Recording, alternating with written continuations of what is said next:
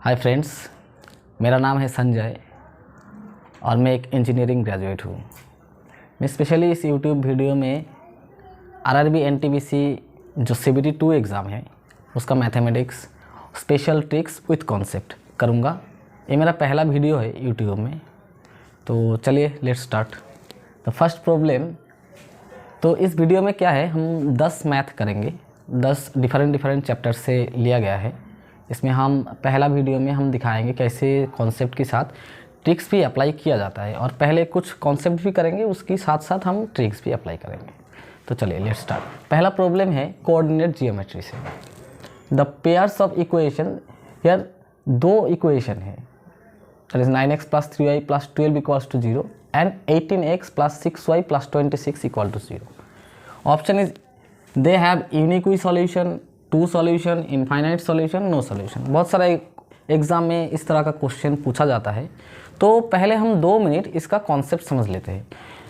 अगर हम concept 2-3 minute यहाँ टाइम देंगे, अच्छे से समझ जाएंगे, तो एग्ज़ाम में हमें बहुत आसानी से हम ट्रिक्स अप्लाई करके कर सकेंगे। तो चलिए देखिए, कोई भी स्ट्रेट लाइन, ये एक स्ट्रेट लाइन है, ये भी एक स्ट्रेट लाइन है। कोई भी स्ट्रेट लाइन का स्टैंडर्ड जो फॉर्मेशन है वो हम लोग जानते हैं क्या है, ax + by + c = 0। That is the standard formation of a straight line. और कोई भी स्ट्रेट लाइन को हम इस तरह भी लिख सकते हैं कि x/a + y/b = 1। That means right hand side को हमको 1 रखना है, और x को सिंगल, y को सिंगल, जितना भी कोएफिशिएंट रहेगा वो x के नीचे रहेगा, y के नीचे रहेगा, और बीच में प्लस साइन रहेगा।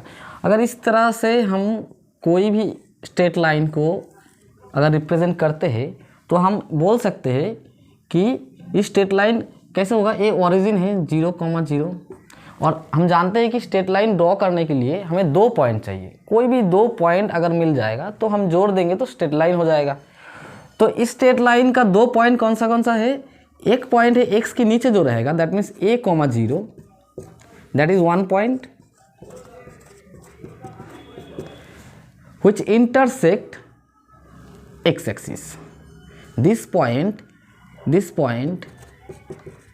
intersect x axis, or this point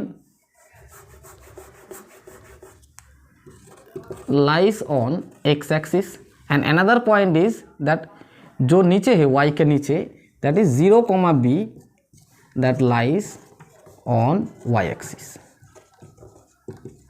so 2 point हमें मिल जाएगा अगर हम कोई भी स्ट्रेट लाइन को इस फॉर्मेशन में लिख सकते हैं।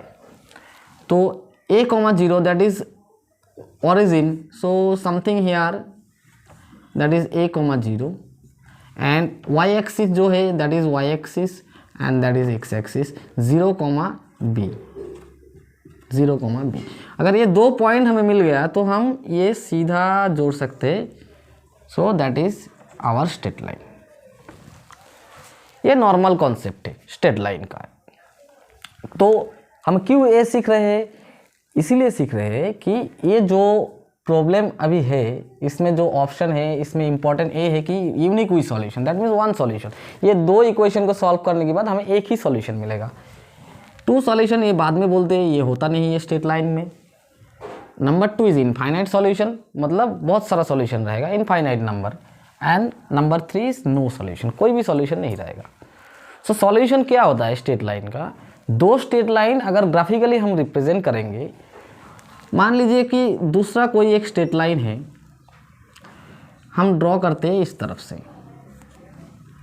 That is our first straight line. मान लीजिए कि a1x + b1y + c1 = 0, that is first our, and that is our second straight line a2x + b2y + c2 = 0। ये 2 स्ट्रेट लाइन है हमारा। ये 2 स्ट्रेट लाइन ग्राफिकली जिस पॉइंट में इंटरसेक्ट करते हैं उस पॉइंट का जो कोऑर्डिनेट है, इसका कोई कोऑर्डिनेट होगा, दैट मीन्स समथिंग हियर जाना है x एक्सिस से और y एक्सिस से ऊपर उठना है, तो इसका कोई एक कोऑर्डिनेट होगा, like that is x, y। सो इसमें x का एक वैल्यू रहेगा। What is x? That is the x। X axis से हम जितना जाएंगे, एंड दैट इज वाई। सो ये जो x का वैल्यू एंड y का वैल्यू होता है, यही हम बोलते हैं कि ये दो इक्वेशन का सॉल्यूशन होता है। दैट मीन्स दो स्ट्रेट लाइन जिस पॉइंट में इंटरसेक्ट करता है, उस पॉइंट है उस दो स्ट्रेट लाइन का सॉल्यूशन। ओके, तो इस क्वेश्चन में 3 ऑप्शन है, एक 1 सॉल्यूशन, एक infinite solution and no solution. इसलिए हमने 3 केस अलग अलग ड्रॉ किया। तो पहले हमें समझ लेते हैं, लास्ट में मैं ट्रिक्स अप्लाई करके आपको दिखाऊंगा कैसे हम विद इन 1 मिनट और 1 मिनट से भी कम समय में हम कैसे इस प्रॉब्लम का सॉल्व कर लेते हैं। तो पहले कॉन्सेप्ट को सीख लेते हैं। तो ये दो स्ट्रेट लाइन है, first a1x plus b1i plus c1 equals to 0 and second one is this. जो ये दोनों हम ड्रॉ किया तो एक ही पॉइंट में ये इंटरसेक्ट किया। अगर इस तरह का अगर ड्राइंग होगा तो हम बोल सकते हैं कि 1 सॉल्यूशन, क्योंकि एक ही पॉइंट में इंटरसेक्ट किया है, एक ही पॉइंट में इंटरसेक्ट किया है, तो दैट इज 1 सॉल्यूशन। क्योंकि इस स्ट्रेट लाइन को अगर हम एक्सटेंड करेंगे और इस स्ट्रेट लाइन को भी हम एक्सटेंड करेंगे तो दूसरा ऐसा कोई भी पॉइंट नहीं मिलेगा कि दोबारा ये इंटरसेक्ट करे, क्योंकि ये इस तरफ जाएगा, ये इस तरफ आएगा, तो कोई भी दूसरा पॉइंट नहीं मिलेगा कि वो फिर से इंटरसेक्ट करे। तो इसलिए ये 1 सॉल्यूशन है। And in case second case, देखिए ये दोनों पैरेलल है, तो पैरेलल अगर इसको भी हम एक्सटेंड करते जाए और इसको भी एक्सटेंड करते जाए तो ये कभी एक दूसरे से इंटरसेक्ट करेगा ही नहीं। तो अगर इस स्ट्रेट लाइन और इस स्ट्रेट लाइन इंटरसेक्ट नहीं करेगा, दैट मीन्स हम बोल सकते हैं कि नो सॉल्यूशन, क्योंकि सॉल्यूशन हमने पहले ही बोला कि जहाँ पे इंटरसेक्ट करेगा वही है सॉल्यूशन। 2 बार इंटरसेक्ट करेगा तो 2 सॉल्यूशन, 3 बार इंटरसेक्ट करेगा तो 3 सॉल्यूशन, एक बार भी नहीं करेगा तो नो सॉल्यूशन।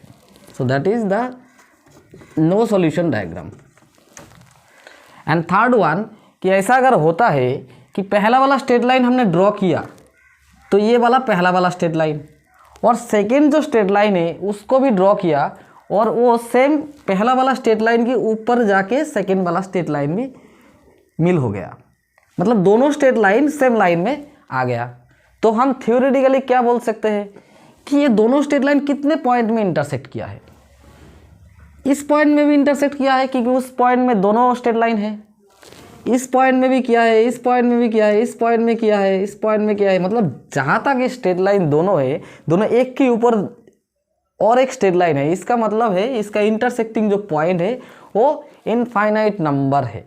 मतलब इतना नंबर है कि हम गिनती नहीं कर सकेंगे, जहाँ तक इस दोनों को एक्सटेंड करेंगे तो वहाँ तक सॉल्यूशन मिलता रहेगा। तो इसका मतलब ये है इनफाइनाइट सॉल्यूशन।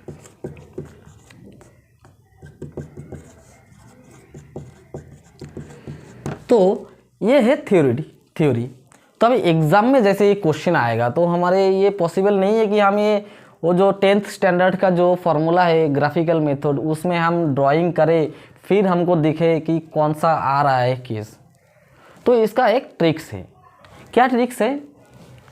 तो सबसे पहले दो जो स्ट्रेट लाइन है, एक्स का एक कोएफिशिएंट है, दैट मीन्स देखिए अभी ये हम ट्रिक्स करेंगे, ठीक है, दैट इज ट्रिक्स अप्लाई करेंगे। कैसे हम सॉल्व करेंगे? तो सबसे पहले दो स्ट्रेट लाइन लिख लेंगे, एक ऊपर एक नीचे। a1x plus b1y plus c1 is equals to 0, that is our number 1 solution equation. And a2x plus b2y plus c2 that is number 2 solution. a1 क्या है? x का coefficient, b1 is a coefficient of y, c1 is a constant. Actually c क्या होता है? कोई भी straight line ए origin से जितना ऊपर ए y एक्सिस को इंटरसेक्ट करता है दैट इज द c1। मान लीजिए this height is c1 and so that here that is c2। क्या करेंगे? हम तीनों जो कोएफिशिएंट है इनका रेशियो निकालेंगे। Case number 1 that is 1 solution, a1 by a2। Number 1 equation का x का coefficient divided by number 2 equation का x का कोएफिशिएंट, a1 बाई a2। फिर लिखेंगे b1 बाई b2, फिर लिखेंगे c1 बाई c2। इसको हम तीनों रेशियो सीरियली लिखेंगे। अगर ऐसा होता है कि ये तीनों नॉट इक्वल्स टू, क्या क्या हो सकता है? एक तो हो सकता है ये तीनों रेशियो जो है इक्वल्स नहीं होगा। 2 नंबर क्या हो सकता है कि A1/A2 is equals to B1/B2 is not equals to C1/C2, ये केस भी हो सकता है।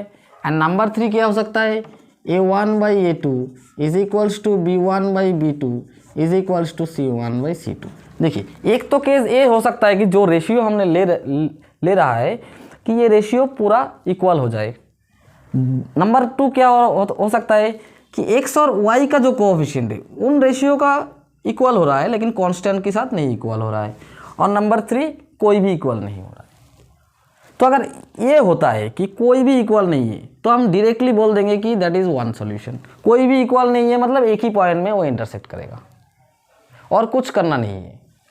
अगर हम देखते हैं कि x का और y का जो कोएफिशिएंट का रेशियो ये दोनों इक्वल्स है लेकिन जो कांस्टेंट है C1/C2 इस रेशियो के साथ ये दो रेशियो इक्वल्स नहीं आ रहा है तो हम ये बोलेंगे ये पैरेलल है। इसका मतलब है दो स्ट्रेट लाइन पैरेलल है, इसका मतलब है no solution.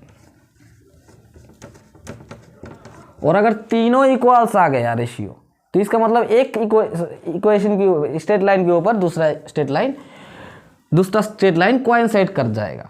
That is second straight line coincide with the first straight line, so that is infinite solution. That is infinite solution. तो देखिए अभी हमें करना क्या है, ट्रिक्स अप्लाई करना है। ये दो इक्वेशन है, एग्जाम में आएगा तो हम इसको लिखना भी ज़रूरत नहीं है क्योंकि क्वेश्चन पेपर में आपका रहेगा, स्क्रीन में रहेगा ये। तो हमें करना क्या है, कोएफिशिएंट का रेशियो लेना है। जस्ट देखिए 1 मिनट में कैसे होता है ये आंसर। सो पहले इक्वेशन में x के साथ क्या है 9 डिवाइडेड बाई सेकेंड वाला दैट इज़ 1। एक के साथ 2 नंबर जो इक्वेशन है उसका भी लेना है, 1 और 2, 9 डिवाइडेड बाई 18। फिर हम क्या करेंगे 3, y के साथ क्या है पहला वाला 3, सेकेंड वाला 6, कांस्टेंट क्या है 12 एंड या कांस्टेंट क्या है 26। इसको देखते हैं कितना नॉर्मलाइज किया जा सकता है। तो ये 9/18 कितना है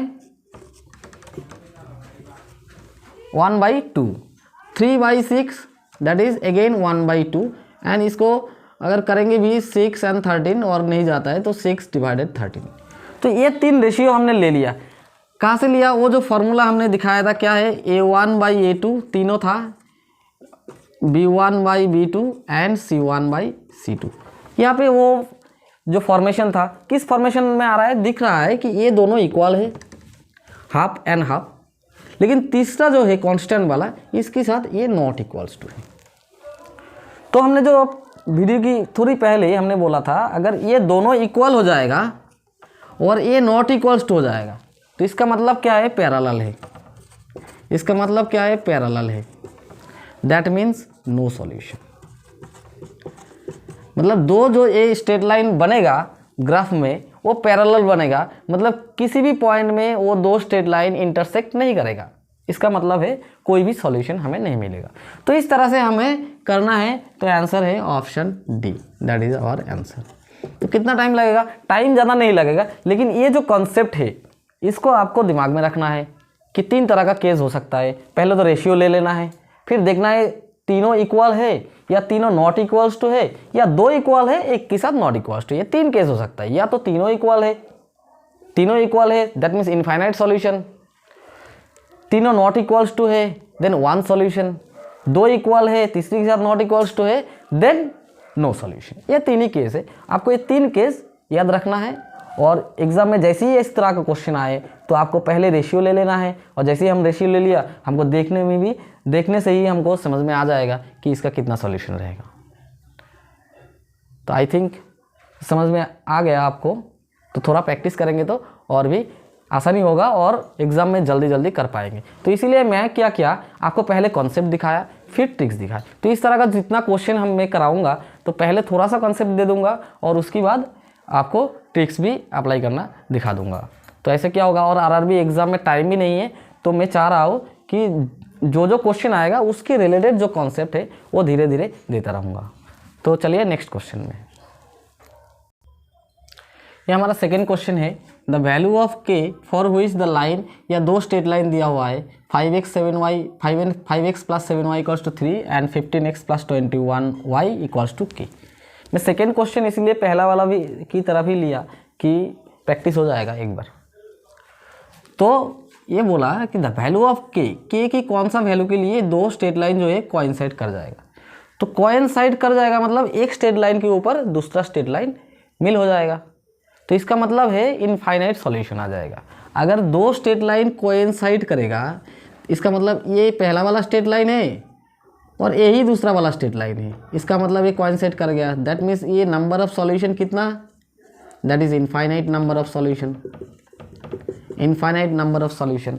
और इनफाइनाइट नंबर ऑफ सॉल्यूशन का हमने फॉर्मूला क्या सीखा है कि तीनों ही इक्वल्स हो जाएगा। दैट मीन्स हमने क्या सीखा था, a1/a2 is equals to b1/b2 is equals to c1/c2। तीनों अगर इक्वल रहेगा तब भी कोइंसाइड करेगा and infinite number of solution मिलेगा हमें। तो बस अभी लेना है x का कोएफिशिएंट दैट इज 5, सेकेंड वाला x का कोएफिशिएंट डिवाइडेड 15, पहला वाला x का y का कोएफिशिएंट है 7, सेकेंड वाला 21y का कोएफिशिएंट, या कांस्टेंट इक्वल्स की राइट साइड में क्या है 3 एंड हियर इज k। तो ये तीनों क्या होगा, एज पर आवर थ्योरी कि कोइंसाइड तभी करेगा जब तीनों इक्वल्स होगा। देखिए ये that is 1/3 is equals to 1/3 is equals to 3/k, ये हो रहा है। ये दो तो इक्वल हो ही गया है और इसके साथ भी इक्वल होना है तब जाके ये कोइंसाइड करेगा। वो पहले ही बोल दिया है कोइंसाइड हो गया है, तो हम कोई भी दो ले लेते हैं। So 1/3 is equals to 3/k, cross multiplication करते हैं तो k into 1 that is k is equals to 3 into 3 that is 9। So this is our answer. तो सिंपली अगर हम उस कॉन्सेप्ट को समझ लेंगे तो ये वाला है हमारा स्टैंडर्ड फॉर्मेशन, इसको हम पुट कर देंगे तो वैल्यू आ जाएगा। सो ये प्रॉब्लम जो हमने लिया है ये त्रिकोणोमेट्री से लिया है। पहले दो प्रॉब्लम किया कोऑर्डिनेट जियोमेट्री से, अभी दो प्रॉब्लम करेंगे त्रिकोणोमेट्री से, फिर अलजेब्रा से। तो इस वीडियो में मेरा as it is my first video, तो इस वीडियो में मैं एक्चुअली पूरा जो जितना भी चैप्टर है वहाँ से दो एक करके लेके कर रहे। आगे जाके आपका जैसे जैसे रिस्पॉन्स मिलेगा और कमेंट मिलेगा उस हिसाब से हम आरआरबी जो सिलेबस है उस हिसाब से हम करेंगे। तो देखिए त्रिकोणोमेट्री में ये जो प्रॉब्लम है इसमें हमने डायरेक्टली हम ट्रिक्स यूज़ करेंगे। क्या ये अगर नॉर्मली करेंगे as per 10th standard rules के हिसाब से तो 10th स्टैंडर्ड की नियम से करेंगे तो लेंदी होगा। तो क्या करेंगे एग्ज़ाम में, देखिए इस प्रॉब्लम जो है त्रिकोणोमेट्री में इस तरह का अगर प्रॉब्लम आएगा तो हमने क्या करेंगे, पहले देखेंगे इसमें क्या कुछ कंडीशन है या नहीं है कि साइन ए जो कॉज ए ये है इस तरह का होना चाहिए, जो एंगल दिया हुआ है ये इस तरह का होना चाहिए कि 90 डिग्री से ज़्यादा होना चाहिए 90 डिग्री, कुछ भी यहाँ पे कंडीशन नहीं है। तो अगर इस तरह का अगर प्रॉब्लम आया कि कोई भी कंडीशन नहीं है तो हमने क्या करेंगे, या जो एंगल है ए इसका कोई भी वैल्यू हमको लेना है और इस तरह का वैल्यू लेना है कि कैलकुलेशन करने के टाइम में नीचे की जो पोर्शन है उसमें जीरो ना आए, क्योंकि कुछ भी number divided by zero that is belongs to infinity. So इसको हमको अवॉइड करना है। सो वैल्यू को रैंडमली वैल्यू लेंगे, लेट्स दैट इज़ 30 डिग्री। और जैसे ये वीडियो ख़त्म होगा आप भी प्रैक्टिस करेंगे ये 60 डिग्री लेके 45 डिग्री लेके क्या होता है, तो आपको भी समझ में आएगा कि एग्ज़ाम के टाइम में कौन सा वैल्यू लेना है। और जैसे जैसे मेरा वीडियो देखते रहेंगे तो आपको पता चल जाएगा कि कौन सा वैल्यू लेने से इजी हो जाएगा, कोई भी वैल्यू लेने से मिल जाएगा। तो लेट्स दैट इज़ 30 डिग्री। तो ये जो वैल्यू है ना हमने लिया है, तो इस वैल्यू को हम क्वेश्चन में भी पुट करेंगे और आंसर जो ऑप्शन है उसमें भी पुट करेंगे। दोनों जैसे इक्वल्स आएगा तो वही हमारा आंसर होगा, क्योंकि this is equals to either A option होगा और बी ऑप्शन और सी ऑप्शन और डी ऑप्शन। तो कोई भी वैल्यू हम एक ही जगह पुट करेंगे और टोटल कैलकुलेशन करके जो आएगा, जो ऑप्शन में जो ऑप्शन है वो अगर इसके साथ इक्वल्स होना है तो इसमें भी पुट करने के बाद इक्वल्स वैल्यू आना चाहिए। तो देखते हैं, पहले करते हैं। तो साइन 30 क्या होगा, एक ही वैल्यू 30 लिया, sine 30 -2 sine cube 30 divided by 2 cos cube 30 degree minus cos 30। और पहले ही मैंने देखिए थंबनेल में मैंने लिख दिया ये एडवांस मैथमेटिक्स है, तो मैं समझ ले रहा हूँ कि आप लोगों को ये वैल्यू जो है पता है क्योंकि आरआरबी सेकेंड स्टेज में जा रहे हैं तो वैल्यू पता है। तो sine 30 that is half minus 2 into half cube that means 1/8 2 cos cube 30 cos 30 that is √3/2 √3 cube क्या होता है 3√3 और नीचे 2 का क्यूब 8 √3/2 इसका क्यूब है 3√3/8 माइनस कॉस 30 √3/2 कितना आता है हाफ माइनस ये करेंगे 1/2 माइनस 1/4 करेंगे कितना होगा 1/4 होगा या 4 एलसीएम कितना है 4 3√3 माइनस 2 2√3 दैट मीन्स √3 ये कैलकुलेशन करेंगे तो कितना आएगा √3/4 नॉर्मल एलसीएम है। तो ऊपर का लिखते हैं मल्टीप्लाई करेंगे तो नीचे उल्टा हो जाएगा तो 4/3 √3 सो 4 4 कैंसिल दैट इज 1/√3। तो अगर ए का वैल्यू अगर 30 डिग्री होता है इसमें तो आंसर क्या होना चाहिए था 1/√3 लेकिन ऑप्शन में नहीं है ना 1/√3 होना चाहिए इसका आंसर। तो जो वैल्यू आप लेंगे क्वेश्चन में पुट करना है वही वैल्यू सेम ऑप्शन में भी पुट करेंगे that is tan 30 that is cot 30 that is sec 30 that is 1 tan 30 का वैल्यू कितना है 1/√3 cot 30 का है √3 sec 30 दैट इज cos 30 का उल्टा है cos 30 √3/2 that is 2/√3 that is 1। देखिए हमारा चारों ऑप्शन में से ये ऑप्शन जो है उसका वैल्यू आ गया 1/√3 और क्वेश्चन का भी वैल्यू आ गया 1/√3 so that answer is option A. इस तरह से हम करेंगे।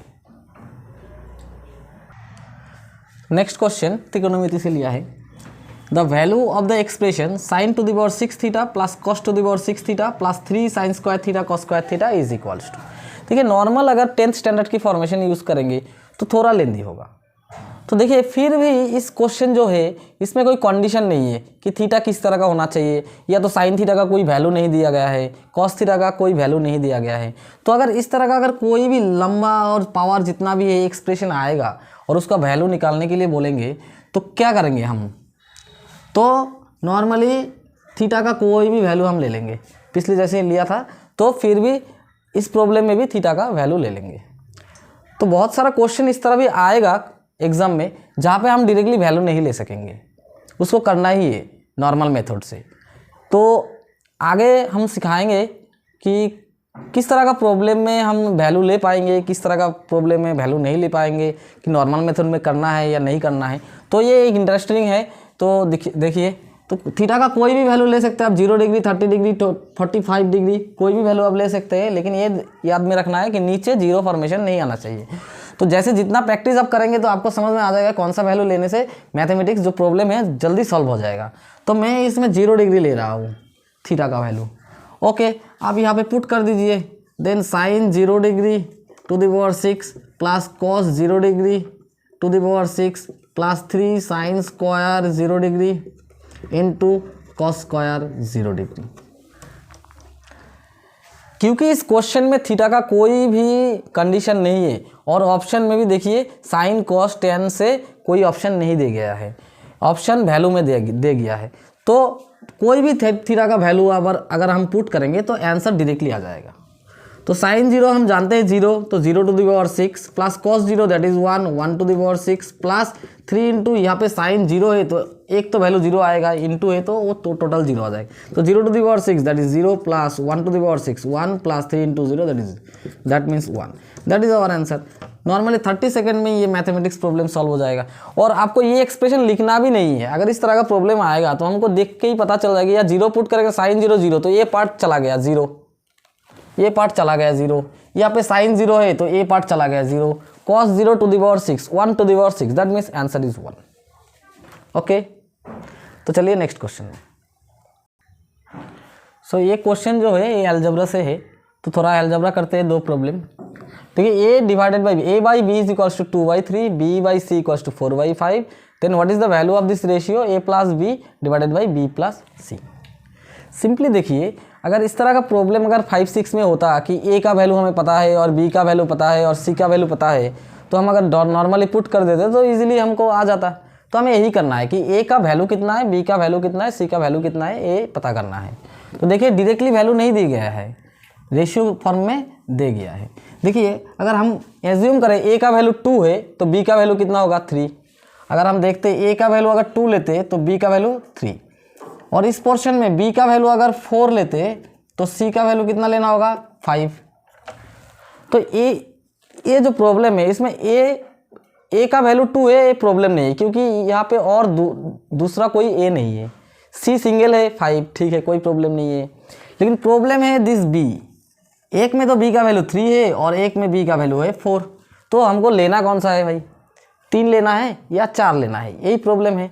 तो इस प्रॉब्लम को अगर हमने सॉल्व कर लिया कि दोनों जगह b का वैल्यू सेम आता है और a सिंगल है c सिंगल है, तब वो जो सेट आएगा a का वैल्यू b का वैल्यू और c का वैल्यू, हम उसको यूज़ कर सकते हैं। अभी यूज़ नहीं कर सकते क्योंकि प्रॉब्लम इसमें है b का वैल्यू एक जगह 3 है, एक जगह 4 है। तो इसको हम कैसे करेंगे, क्रॉस मल्टीप्लिकेशन करेंगे। इस b का वैल्यू इस b से, इस b का वैल्यू इस b से, दैट मीन्स 3 इंटू 4 कितना होना चाहिए दोनों जगह, दैट मीन्स 12 होना चाहिए। हमको कितना ले आना है, 12 ले आना है। जैसे इक्वल्स करना है ना, ये दोनों को मल्टीप्लाई करना है। तो देखते हैं कैसे करते हैं। So that is a by B, b नीचे कितना है 2/3 है, इस b का वैल्यू कितना है 4, तो 4 देके यहाँ पे मल्टीप्लाई, ऊपर भी मल्टीप्लाई कर दिया तो कितना आया 8/12। देखिए अभी b का वैल्यू 12 आ गया। सिमिलरली b/c या कितना है 4/3, इस b को कितना ले आना है 12, तो 4 इंटू 3 इस b का वैल्यू से, और नीचे भी 3 देके मल्टीप्लाई करना है, तो 12 divided by 9 that is b/c। देखिए अभी अगर हम सेट का वैल्यू लेंगे तो a इस पूरा प्रॉब्लम में एक ही बार a यूज हुआ है, that a is equals to 8, b is equals to, अभी कोई प्रॉब्लम नहीं है, इसमें भी 12 है इसमें भी 12 है, तो हम 12 ले सकते हैं इजीली। एंड c का वैल्यू दैट इज 9, एक ही बार यूज हुआ है c सिंगल फॉर्म में, तो ये हमारा वैल्यू मिल गया। अभी नॉर्मली पुट कर देंगे तो आंसर आ जाएगा a plus B divided by B plus C, that is a कितना है 8 plus b 12 divided by b 12 plus c 9, that is 20/12 plus 9 that is 21। बस सर एक मिस्टेक हो गया है, ये 3 नहीं है 5 है। सो 5 सी का वैल्यू 5 था, मैं 3 लिख दिया था गलती से। 5 into 3 that is 15, actually see का वैल्यू होगा 15, तो ये 9 नहीं होगा 15। सो 8 plus 12 that is 20, 12 plus 15 that is 27। ये आ गया हमारा ऑप्शन ए आंसर। तो आई थिंक समझ में आ गया कि दोनों बी 2 बार यूज़ होगा तो उन दोनों को सिर्फ सेम कर देना है क्रॉस मल्टीप्लिकेशन करके, फिर सेट का वैल्यू आ जाएगा ए बी सी, और इसमें जितना भी क्रिटिकल फॉर्म में रहेगा तो हम वैल्यू पुट कर देंगे तो नॉर्मल 5-6 लेवल का मैथ हो जाएगा। प्लस करना है, मल्टीप्लाई करना है, बस इस तरह से करना है। तो चलिए नेक्स्ट क्वेश्चन। तो ये इस वीडियो का लास्ट प्रॉब्लम है, आज ज़्यादा प्रॉब्लम नहीं कर रहे हैं क्योंकि जो वीडियो है ये लेंदी हो रहा है, तो आगे जाके हम और भी वीडियो करेंगे अगर आपका रिस्पांस अच्छा आएगा तो चलिए करते ही ये।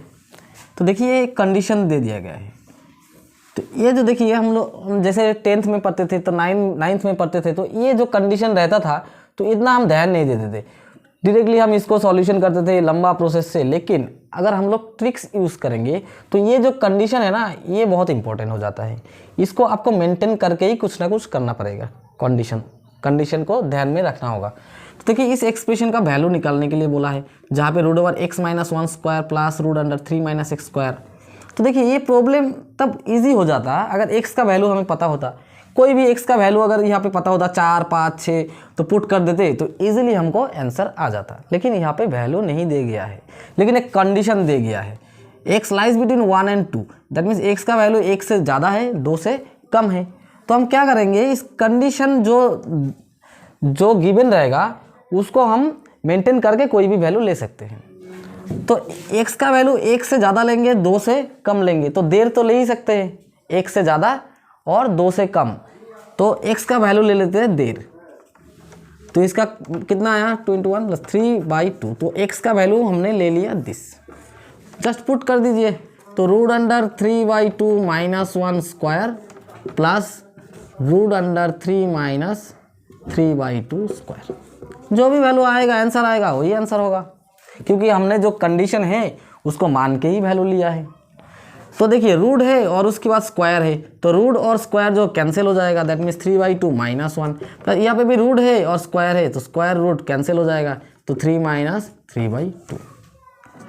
तो देखिए ये नीचे कुछ नहीं 1, नीचे कुछ नहीं 1, तो करेंगे 2, एलसीएम करते हैं, एलसीएम में 2, तो 3 - 2 प्लस 3 × 2 6 - 3, सो कितना आया 6 + 3 9 - 5, that is 4/2, so that is 2, so that is our answer. Here 2 is option, so this is our answer.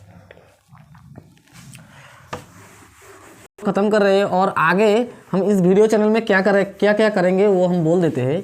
Specially जो आरआरबी सीबीडी 2 है उसमें जो चैलेंजिंग चैप्टर है वो हम सॉल्व करेंगे। जैसे एपी हो गया आपका arithmetic progression, number 2 geometric progression GP हो गया, नंबर 3 हो गया स्टैटिस्टिक्स,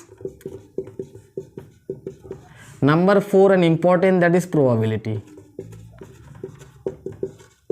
तो मेरे चैनल में आपको ये आगे जो वीडियो आएगा, ये जो मतलब हम लोग जो लोग साइंस बैकग्राउंड से आप लोग नहीं है, तो इन लोगों के लिए थोड़ा सा ये चैप्टर जो है ये थोड़ा प्रॉब्लम करता है, तो मैं डिटेल्स में इसका कॉन्सेप्ट विद एमसीक्यू कराऊंगा। और वीडियो अच्छे लगे तो लाइक करिए और सब्सक्राइब करिए, आगे आपको इस चैप्टर का जो वीडियो है आपको मिलता रहेगा और आगे और भी इंटरेस्टिंग ट्रिक्स जो है मैथमेटिक्स का वो मैं देता रहूँगा। Thank you.